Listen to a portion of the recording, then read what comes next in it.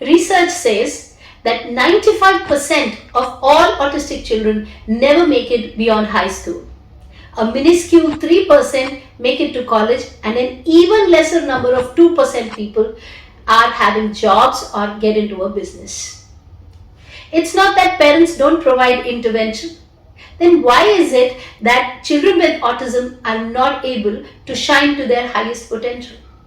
Hello, my name is Rajni Singh and I'm a special educator with 15 years of work experience in dealing with children on the autism spectrum.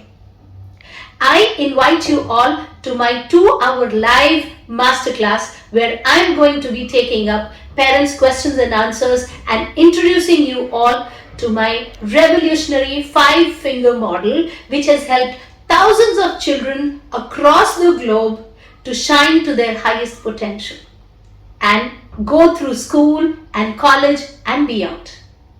It is time that we did what our children needed.